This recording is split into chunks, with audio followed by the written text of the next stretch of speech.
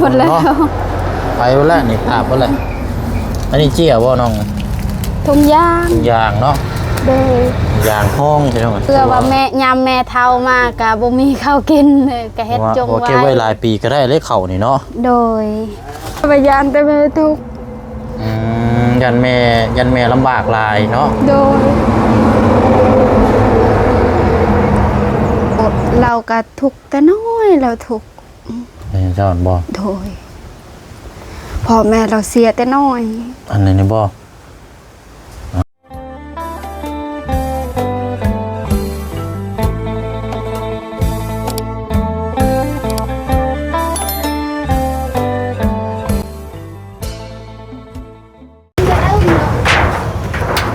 พี่น้องเนาะมาติดตามชีวิตของทางน้องลาก่อนน้องพี่น้องเนาะช่วงค่อยคำลงแรงจะว่ารอบที่3นี่ทางบ่เสียงมาเยี่ยมยามแล้วก็มาอัปเดตให้พี่ให้น้องติดตามเบิ่งน้ำกันน้องพี่น้องเนาะทางน้องเพิ่นกำลังอันนี้อยู่พี่น้องเนาะกำลัง1ข้าว1น้ำอยู่เนาะถือว่าช่วงค่อยคำลงแรงนะพี่น้องเนาะเฮ็ดอยู่เฮ็ดกินนะเดี๋ยวจังเข้าไปเบิ่งเนาะพี่น้องเนาะกับทักทายสบายดีและสวัสดีพ่อแม่พี่น้องเบิดสุขุสุคนนะพี่น้องเด้อเนาะพบเจอกันอีกคือเก่าคือเดิมเนาะช่วงจะค่อยคำลงแรงน้องพี่น้องเนาะทางน้องลา1 เข่า 1 นับเนาะพี่น้องเนาะเอากลับมาหูจักน้ำกันอีกเนาะพี่น้องเนาะสำหรับทางครอบครัวของทางน้องเพื่อนเนาะพี่น้องเนาะเพราะว่าอยู่น้ำกัน2 คนแม่ลูกและพี่น้องเนาะหาอยู่หากินกันเพราะว่าก็แตกต่างกับครอบครัวของทางน้องของมีอยู่เพราะว่าน้องของมีนี่เป็นครอบครัวใหญ่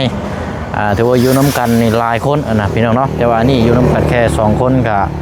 โอ้พี่น้องจำเป็นแล้วเราก็เนาะสำหรับทางน้องลาเนาะก็น่าติดตามน่ารับชมเบิ้งเนาะพี่น้องเนาะเพราะว่าความสนใจเนาะทางพี่น้องกับลายพี่น้องเนาะเอาคนละเนาะโอ้อันนี้เฮือนเก่านี่พี่น้องเฮือนเก่าตั้งแต่ยังบ่ทันได้หลังใหม่อยู่นี่เนาะเอาโอ้เนาะเพื่อนนี่ก็ถือว่าโล่งเนาะมีระเบียงนั่งกินข้าวกินน้ำนี่สะดวกสบายนี่พี่น้อยเห็นแล้วนี่เนาะสบายดีเด้อโดยเอาเนาะทางน้องลาไปใช้หมวกมาแต่ใช้อันน่ะน้องตักน้ำล้างถ้วยกินนี่อ๋อจะมาแต่ตักน้ำบ่โอ้มาแต่ตักน้ำวันนี้ก็สิแต่เวลาได้1 เข่าได้วันนี้เนาะโอ้ยเดี๋ยวเอาโทษด้วยเสด็จอันนี้นะนี่ใจข้อเสือเจ้าหันเลยเบิ่งก่อนซะเนาะเข่านี่กินน้ำกันนี่2 คนบ่เนาะโดยลายเติบอยู่บ่อุ่นข้าวเก้าอุ่นข้าวเก้าโดยย่างขึ้นมาเบิ่งเครื่องปีอีกก่อนว่าอะไรกันขออนุญาตเอาหมวกออกแน่น้องมันคือบ่ค่อยเห็นเนาะยันพี่ยันน้องเพิ่นว่าบ่เห็นหน้าเห็นตาเลย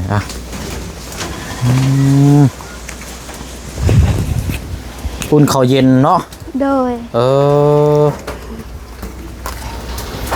อันว่าอยู่เฮือนเจ้านี่บ่เชียงคือว่าเห็นมีหมานํบ่มาบ่มีจักโตน่ะตัวนึงมีตัวนึงโดยมักเลี้ยงหมาคือกันเจ้าก็เนาะพ่อมวยก็เนาะพดแท้นี่ใหม่บ่แล้วนี่ใหม่หมดแล้วไปบ่แล้วนี่อาบบ่แล้วอันนี้เจี๊ยบ่น้องทุ่งยางเนาะโดยยางห้องใช่ไหมโอ้มีหน่วยเดียวนี่บ่ในครอบครัวนี่โดยหน่วยเดียว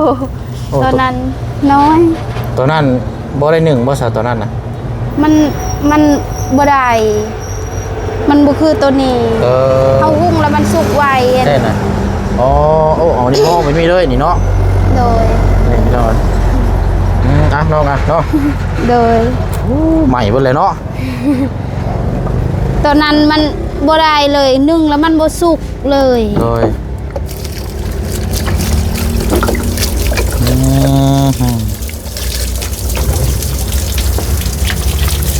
ซอยแม่เนาะโดยว่ากันซอยแม่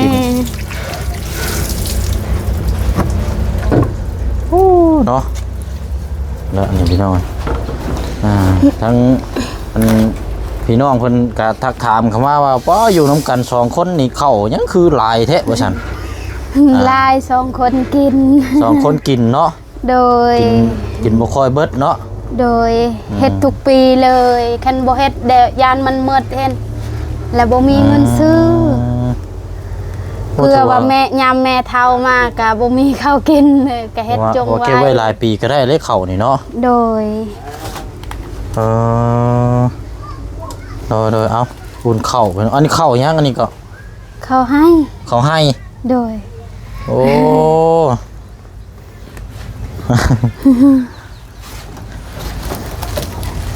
อ่อนอยู่ว่าเข้านี่เนาะ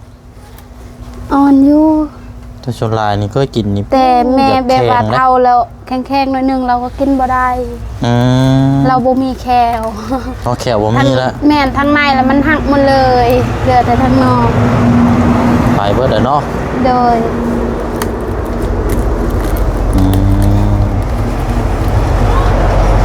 โอ้ขอเย็นกระลายเติบเนาะคุณเพื่อเจ้าของเฮือนชาติน้ำเนาะหมูมากาไก่เรียกไก่น้ำมีบ่เนาะไก่มีอยู่บ่มีไก่มีแต่มาตัวเดียวครับบ่โดยไก่บ่มีเคยเลี้ยงอยู่แต่มันตายหมดเลยไก่เห็นไหมโดยแล้วบ่มีเงินซื้ออีกว่าจะเอาไปเลี้ยงก็บ่มีเงินซื้อคืนแล้วก็แล้วเลยบัดนี้เนาะโดยเนาะ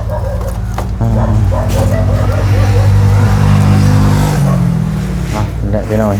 อันในเฮือนเนี่ยตั้งขมกขมิ้นกระสอบเข่าบ่เลยบ่เนี่ยนะเนาะโดยเข้าหมดเลยเป็นข้าวปลูกบ่หรือว่าข้าวเอาไว้กินนี่ไว้กินข้าวเอาไว้ปลูก2 เป้าเลยว่ะคันเวลาเขาพัดแล้วมันยังเรือหน่อยเดียวเห็นแยกไว้เนาะโดย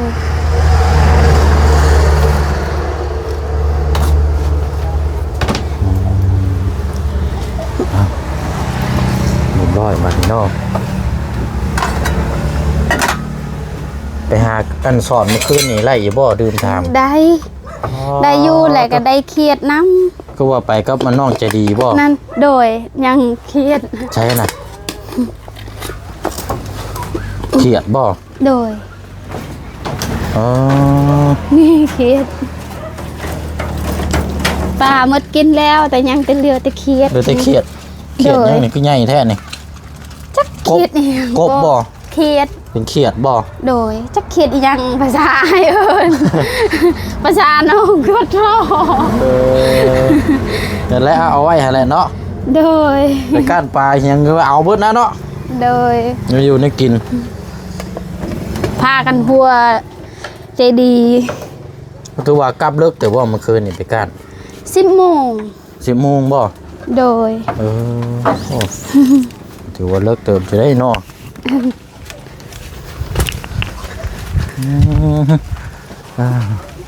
อันนี้แล้วจะว่าฝนตกหัวลงนะมันหนึ่งบ่ได้นะเนาะโดยลมมันพัดทางนี้แหละค่ะทางนี้นำ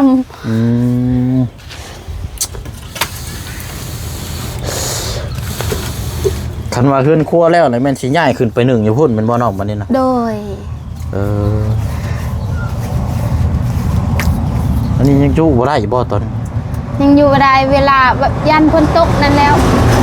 นอนกันนอนทางนี้นอนแต่ว่าเฮ็ดกินบ่ได้ทางนั้นแต่ยามนี้เฮ็ดกินได้อยู่โดยคือเอาง่ายๆซะนี่ถ้าปิดแอมผาบ่เลยนี่ก็แม่นสามารถ1 ไป 1เข้าอยู่เทิงมุ่นก็ได้บ่ได้แต่ว่ามันสีดำมันติดอ่ะเนาะ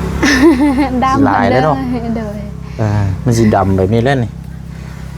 มืดแบบนี้ละเนาะเอาเดี๋ยวอันจังน้อยมันกระซุกเลยเนาะโดยป้าจะขึ้นไปนั่งน้ำแม่เจ้าก่อนก็ได้ใช่เนาะโดยท่านได้ถามเราสัมภาษณ์เราจะเชื่อเยอะพี่น้องโอ้เนาะอันนี้รถจักรไฟฉันรถจักรอายพวกเมื่อกี้นี้ทางอันนาบ่าวบ่อายนาบ่าวจะน้องใจดีบ่ลุงเนี่ยเนาะโดยใจดีเนาะโอ้ลุงเขาแท้นี่เนาะ เดี๋ยวมาโดยเอาเดี๋ยวนั่งใกล้ๆกันก็ไม่หันก็ได้ใช่อันแสงอาทิตย์อันนี้เนาะ โดย อย่างเงี้ยเนาะคือบ่เอาขึ้นไปไว้เทิงหลังคาพุ่นเนาะ เอาขึ้นมาได้ ขึ้นมาได้ โอ้โดยเอาอันปีนมันก็ซ้ำผู้ชายพุ่นแล้วเนาะ ไปรีลูก ไปดีแม่เด้อเห็นอยู่บ่หูตายังก็เห็นคักอยู่บ่ เดี๋ยวคงชำได้ จักปีแล้วก็ 70 หอดแล้ว60 70 ปีนี้แล้ว แม่เจ้านี่ได้ โดยสงครามเลยลูกเอ้ย โอ้แต่เห็นเชื่อว่าแต่รุ่นสงคราม โดย สงครามโลกครั้งที่2หั่นบ่ พี่ แม่นแน่เนาะ พูดแต่70ปลายแล้วเนาะ โดย โอ้ จนก็ท้ายนั้น เออหูได้ใส่ได้ยินอยู่บ่ ได้ยิน ได้ยินอยู่หูเนาะ โดย โอ้พวกก็ถือว่าแข็งแรงอยู่เนาะ ตา แต่ว่าตาเนี่ยบ่ค่อยเห็นเนาะ เฮ็ดเวียกก็ขมัง ใครดอกลูกสาวขยันอยู่เฮ็ดรับภาระซอยในครอบครัวถือว่าโอ้หลายอย่างได้แนวเนาะก็ถือว่าแม่นเบิดแล้วนี่เนาะจะอยู่นี่เนาะ โดย นักสุดเด้อนี่เจ้าเฮ็ดหยังซะล่ะเกี่ยวในครอบครัวเด้อนี่ เฮ็ดหลายแนวทางแก่กล้วยอีหยังแก่ได้หมด ไปแก้กล้วยตัดกล้วยขายนี่เด้อ โดยบางเทื่อก็ยามเวียดกินกุดกะไปขายอยู่เวียดแก่กล้วยขายอยู่เวียดนำ ตัดกล้วยไปแก้ไปขายอยู่เวียด โดยบ่มีผู้ชายเด้ก็เฮ็ดได้หมดมันบ่มีผู้ซอยเด้ บ่มีผู้ชาย โอ้บางคนนี่ก็เลือกได้เขาเจ้าบ่ได้เฮ็ดได้เนาะ โดย อันนี้เจ้ายังว่าบ่ได้เลือกเนาะ โดย เลือกเฮ็ดอย่างเดียวเลยหากอยู่แบบนี้ เพิ่นก็บ่ได้เฮ็ดกับแม่เฮ็ดผู้เดียวแล้วเฒ่าแล้วก็จักสิเอาหยังกิน แม่นอะไรเนาะ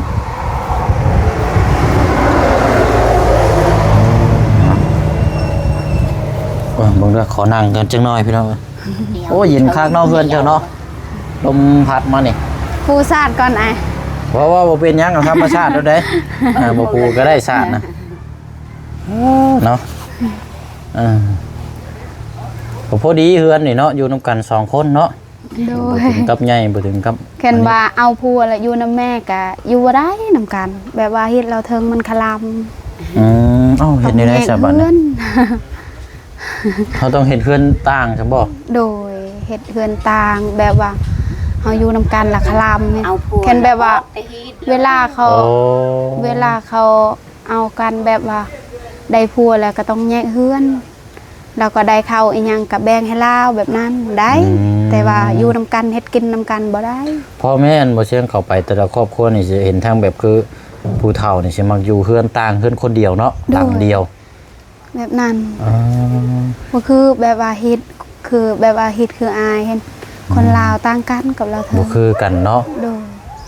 อันนี้ก็ถ้าสมมุตินี่ก็ถ้าว่าผัวมาอยู่น้ำนี่กับแม่นี่ก็ต้องไปอยู่เฮือนอีกหลังนึงนั่นนี่เนาะ โดย หรือว่าเจ้าก็ต้องไปเฮ็ดอีกหลังนึงแล้วเราอยู่นี้จังซี่เนาะ โดยแบบว่าเฮือนแบบนี้ก็ให้เราอยู่เฮือนลาวเด้ อืม แบบว่าเฮาก็ นางบ่มีผู้ชาย เฮือนน้อยเฮือนย่างก็เฮาอยู่ต่างหากแบบนั้นเฮาเฮ็ดต่างหากอีก คันว่าสมมุตินี่คันว่านั่นก็แม่นอนอยู่นี้ แต่ว่าบ่เชียงว่าตอนนั้นนี่ก็นอนได้เด้เนาะดูให้ดีๆหน่อยเนาะ แบบว่าแบบนั้น ได้คือกั ก็ นบ่ บ่ได้แบบว่าเฮ็ดแยกแล้วก็แยกเลย แบบ อ๋อนี่ยังต่อกันอยู่เนาะ โดยยังต่อเลย เออ คือแม่จะดีเห็นเรากับลุงนั่นคันว่าอยู่นำกันก็แยกเฮือนแบบนั้นนั่นได้ ต้องแยกเฮ็ดคนละหลังไปเลยเนาะ โดยแยกคนละลังเลย อ๋อแบบนั้นเป็นยังไงถ้าติดกันแบบนี้นี่ก็ผิดอีกแล้วนี่เนาะ โดยยังพิษ คนลาวตาย คนอยู่บ้านเฮานี่ถือว่าสบายแล้วพวกกันคันว่าคน ก็ คือ สบายแบบว่าฮีดอิหยังแบบนั้นเห็น เออ อ อยู่ เฮ็ดกิน สบาย นั่นได้สบายอันนี้ยากฮีดหลาย อยู่บ้านนั่นวันนั้นน่ะผู้ชายน่ะสิมาอยู่เฮือนเพิ่นเมียเลยได้ ไปอยู่น้ำแม่เลยไปสิโอ้ยคันว่าอะไรแบบคันว่าผู้ชายมาเอา บ่ถึงคือเจ้ามีครอบครัวนี่เจ้าก็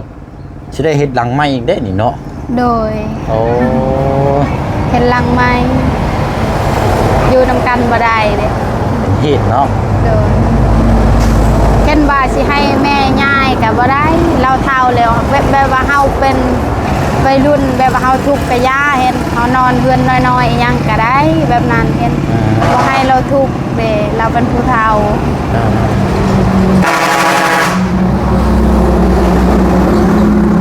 ตาย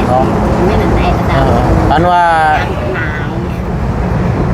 อยู่น้ำกัน2คนแบบนี้นี่จักปีแล้วเนี่ยเจ้า อยู่2คนนี่ แม่นล่ะ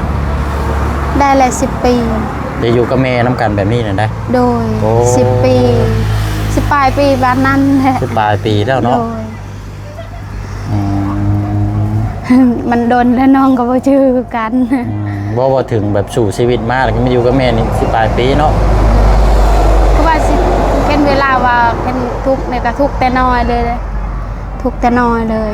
บ่ได้สบายเด้ออ้ายเอ้ย เฮ็ดเวียกนะแม่นี่แต่น้อย ผู้นี้บ่ แบบว่าเอื้อยเราเอาผัวแต่น้อยเด้ วันนี้เอ้ยเอาผัวแล้วก็ต้องไปอยู่เฮือนผัวเนาะ โดย เจ้านี่จะยังน้อยอยู่บัดนี้ โดย จำเป็นต้องเฮ็ดเวียกหนักเนาะ โดย อืม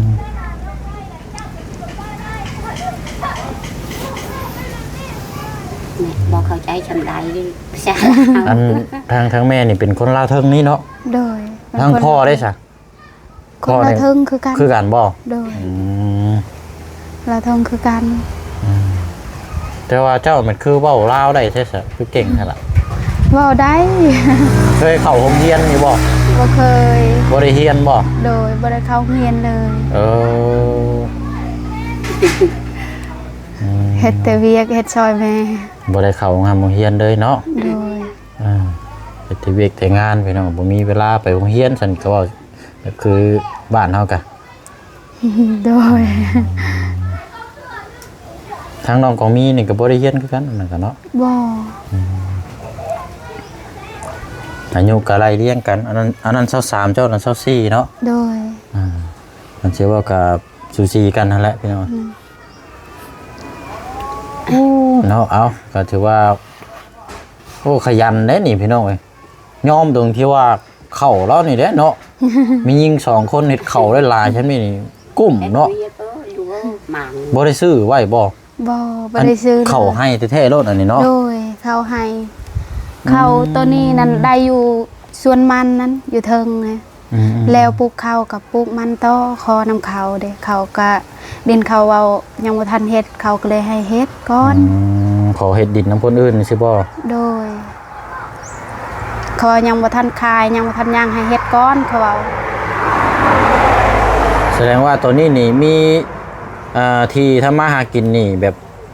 เศร้าของเขาเจ้าแน่ก็เป็นของเฮานี่มีจังหม่องล่ะ นี่แต่บอนดินคอยกับแม่ยังเหลือแต่ตอนเดียวแต่มันไกลแถวนี้บ่มีเลย แถวติดคำทาง แบบตอนนี้แล้วน่ะมีอาชีพเฮ็ดน่ะ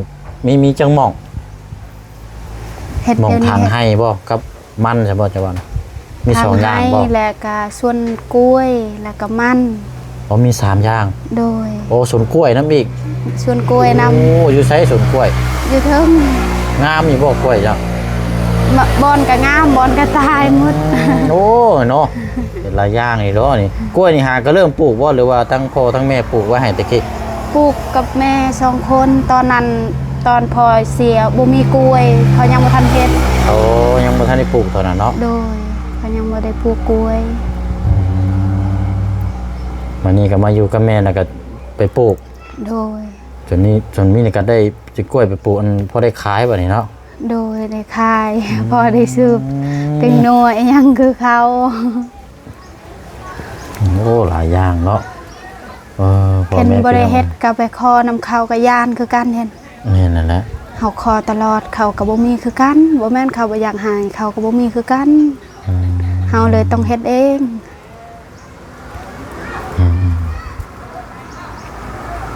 นักสุดในอยู่กับแม่นี่เจ้าว่านักสุดนี่คืออิหยังล่ะ ถามแบบนี้ก็ บ่เพราะว่านักอยู่กับแม่บ่ได้นักเลย ดีใจ บ่ได้กุ้มใจบ่ได้เสียใจบ่ บ่ดีใจ เออบางคนก็คิดหลายได้เนาะเห็นว่าเมื่อยท้อแล้วก็โอ้จักแม่นหยังแม่นยาอยู่กับแม่แบบภาระหลายจังซี่นะเจ้าบ่ได้คิดแนวนั้นบ่ บ่ อืม บ่ได้คิดเลยดีใจ มันเคยหายเลยแม่ อืมเคยอันลูกเคยให้แม่อยู่บ่ บ่ บ่เคยบ่โอ้บางคนนี่เฮ็ดเวียกหลายนี่ให้แม่ได้เนาะ โดย เป็นเอาไว้ ย่านแต่แม่ทุกข์ เป็นอะไรก็ แม่ว่าย่านแต่แม่ทุกข์ ยันแม่ลำบากหลายเนาะ โดย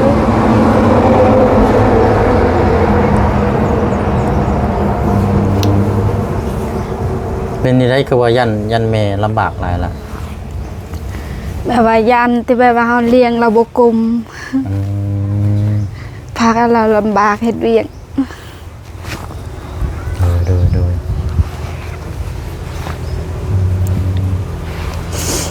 แล้วนี่บ่เชียงเขามาหานี่เพราะว่า เป็นอย่างจังหวะนั้นคืออยู่น้ำกัน2คนเนาะ2คนแล้วก็มีแต่ผู้หญิงอีกได้พี่น้องเอ้ยแล้วก็ประคบประคองกันได้ดีใช่ไหมก็ถือว่า โอ้ยดีหลายได้พี่น้อง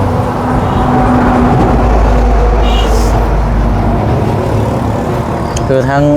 น้องล่าตัวนี้นี่บ่ได้คิดอย่างไรมีแต่คิดย่านทั้งแม่น่ะลำบากเนาะ โดย โอ้ยอยากซอยแม่พี่น้อย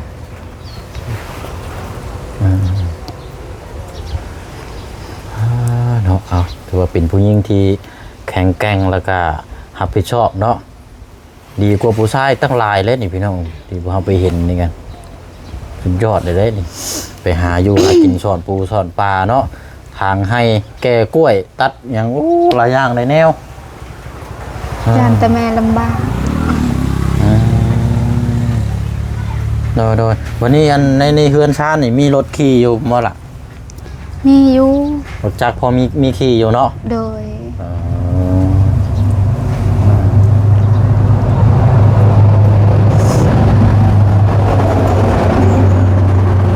นักแพงมัน โดยแม่โดยโอ้ยทำเอาน้ำตาซึมเลยมันนี่เนาะ ก็เลยเมื่อนเปิดอยู่เปิด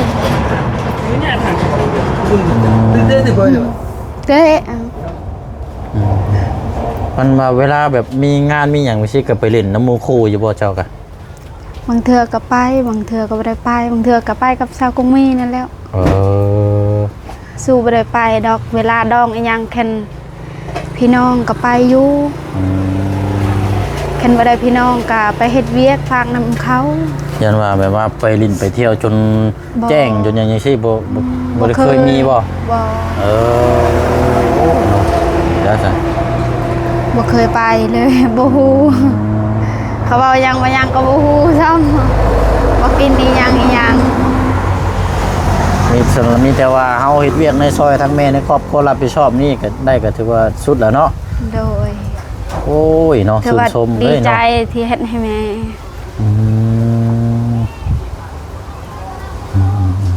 แม่เราซื้อยังก่อนแม่ครับ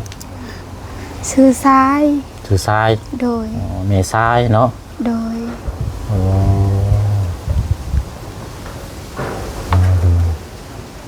โอ้ยดีแล้วเนาะเป็นผู้หญิงที่ เราก็ทุกข์แต่น้อยเราทุกข์ ได้เจ้าบ่ โดยพ่อแม่เราเสียแต่น้อย อันไหนนี่บ่อ้าวเนาะก็เช้ากลับมาบัดมายิงใส่เจ้าพี่กัดพ่อก็เสียแต่น้อยอีกเนาะ โดย พอเสียตั้งแต่ยังแต่น้อยก็ยังบ่ได้เห็นหน้าพ่อเด้อเจ้าก็เนาะ โดย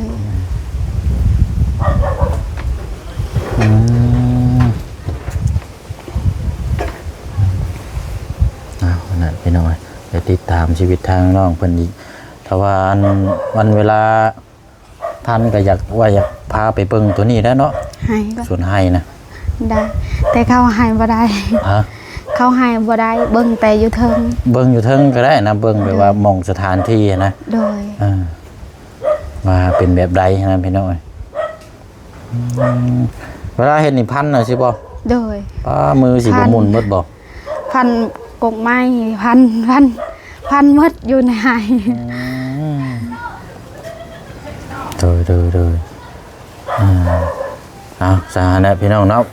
โอ้ยเดี๋ยวเพราะว่าทีมงานเพิ่นสิเข้ามาเยี่ยมมายามอีกอยู่เด้อ โดย ทางทีมงานอยู่นํกันนั่นแหละมาติดตามเบิ่งพี่น้อง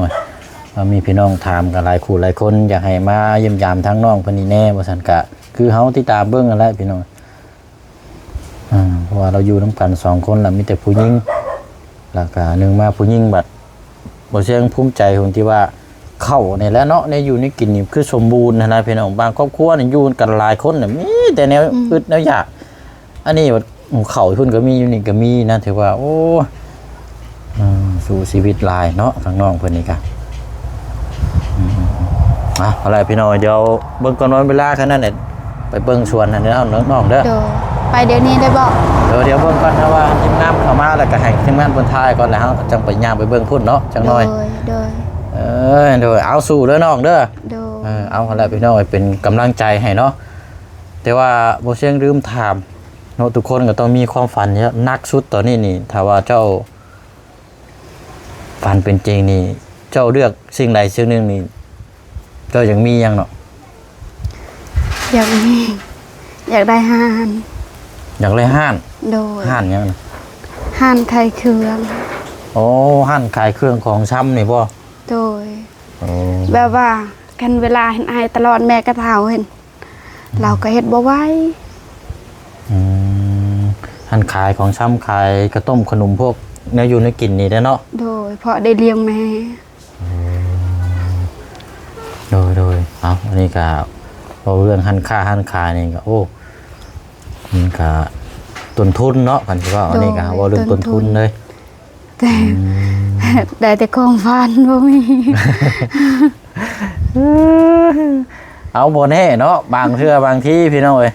อาจจะเป็นโชคดีมื้อใดมื้อหนึงเนาะจังไดก็ให้ความฝันเป็นจริงพี่น้องเอ้ยทางเฮาก็สิติดตามเบิ่งทางน้องเพิ่นว่านี่พี่น้องเนาะทางน้องลาติดตามชีวิตการกินการอยู่เป็นจังไดสิ่งสีเฮือนชานก็สิถือว่าโอเคอยู่แต่ว่าเว้าเรื่องถึงจิตใจเนาะจิตใจสภาพมาแล้วพี่น้องน้องเพิ่นเป็นคนขยันก็สังเกตเบิ่งน้ำกันแล้วพี่น้องเพื่อนกับมีหน้าที่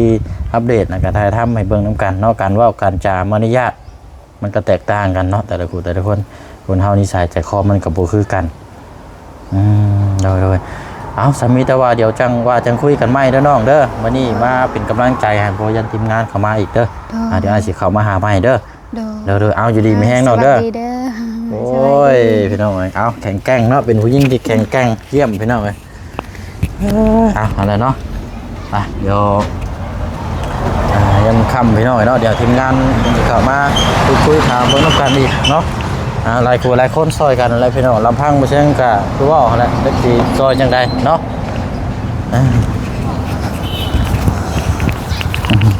อันนี้แหละรูปร่าง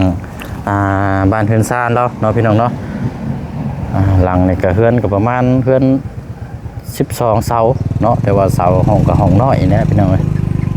ไฟฟ้านี่ก็บ่ได้มีได้พี่น้องเอ้ยประตูหน้าต่างเนาะ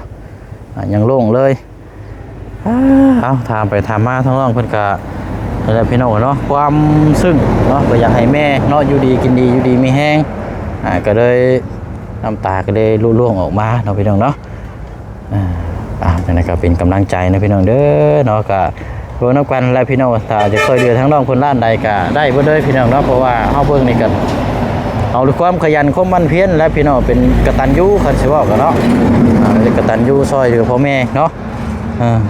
เอาอะไรพี่น้องเนาะลาพี่และน้องไปก่อนนะพี่น้องเด้อเนาะพบเจอกันในคลิปหน้าเนาะคลิปนี้ลำไปด้วย